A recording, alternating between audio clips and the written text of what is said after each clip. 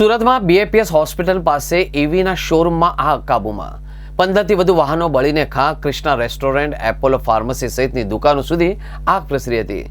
સમય સૂચકતાના કારણે કોઈ મોટી જાનહાનિ થઈ નથી. જોકે શોરૂમ, ફાર્મસી અને રેસ્ટોરન્ટમાં લાગેલી આગના કારણે લાખો રૂપિયાનો માલ સામાન બળીને ખાક થયું છે. સુરત શહેરના પોશ ગણાતા અડાજણ વિસ્તારમાં આજે સવારે આગની ઘટના બની હતી. અડાજણ 4 રસ્તા પાસે આવેલા બીએપીએસ હોસ્પિટલની નજીક દુકાનોમાં અચાનક ભીષણ આગ ફાટી નીકળતા સમગ્ર વિસ્તારમાં ભારે અફરાતફરીનો માહોલ સર્જાયો હતો. પ્રાથમિક મળતી માહિતી અનુસાર આગ એક ઇલેક્ટ્રોનિક વ્હીકલના ઈવી શોરૂમમાંથી શરૂ થઈ હતી, જેણે જોતજોતામાં વિકરાળ સ્વરૂપ ધારણ કરી લીધું હતું અને બાજુમાં આવેલી અપોલો ફાર્મસી રેસ્ટોરન્ટ પણ ઝપેટમાં લેવામાં આવ્યા હતા. ફાયરની ટીમે ભારે જહેમત બાદ આગ પર કાબુ મેળવ્યો હતો. આગ એટલી પ્રચંડ અને ભયાનક હતી કે તેના કારણે અસહ્ય ગરમી પેદા થઈ. પતરાના શેડમાં બનાવવામાં આવેલી આ દુકાનોમાં લાગેલી આગની ભયંકર ગરમીના કારણે દુકાનોનું મજબૂત લોખંડનું સ્ટ્રક્ચર પણ ઓગળી ગયું હતું અને જોતજોતામાં નમી પડ્યું હતું. માળખું નમી પડવાના કારણે આસપાસના લોકોમાં વધુ ભયનો માહોલ જોવા મળ્યો હતો. અડાજણ 4 રસ્તા પાસે આવેલા ટીવીએસ ઈવી શોરૂમમાં અચાનક કોઈ કારણસર આગ લાગી હતી. એવી વાહનોની બેટરી અને અન્ય સ્પેરપાર્ટના કારણે આગે એટલું રૌદ્ર સ્વરૂપ ધારણ કર્યું હતું કે બાજુમાં આવેલી અપોલો ફાર્મસી અને એક પ્રખ્યાત રેસ્ટોરન્ટ સુધી પ્રસરી ગઈ હતી. આગની જ્વાળાઓ ધુમાડાના ગોટે ગોટા દૂર દૂર સુધી દેખાતા હતા. લોકોમાં ભારે ગભરાટ હતો.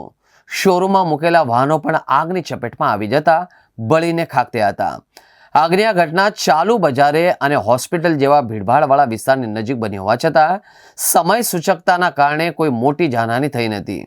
જોકે શોરૂમ, ફાર્મસી અને રેસ્ટોરન્ટમાં લાગેલી આગના કારણે લાખો રૂપિયાનો માલ સામાન બળીને ખાક થઈ ગયું હતું.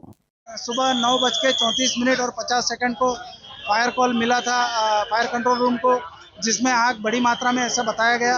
उसकी वजह से हम लोग ने जो नॉर्मली 2-3 फायर स्टेशन से भेजते उसकी जगह 5 से 6 फायर स्टेशन से गाड़ियां रवाना की और मेरे अधिकारियों और मेरे जवानों ने आके घटना स्थल पे आग बुझाने का काम शुरू किया.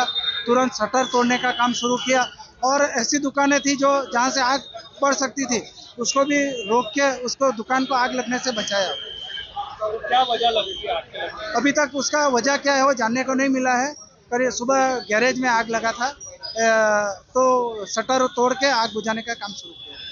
कितनी दुकानों में आग लगी और कहाँ सबसे पहले आग लगी? ये गैरेज है, दवाई का दुकान है, आइसक्रीम का दुकान है और फास्ट फूड का दुकान था. तो सुबह आग यहीं पे लगा था. सबसे पहले कहाँ लगी थी? तो करीब हमारी टीम आई तब तक ये दवाई की दुकान और गैरेज दोनों में दो और बाजू में आग लगा हुआ था.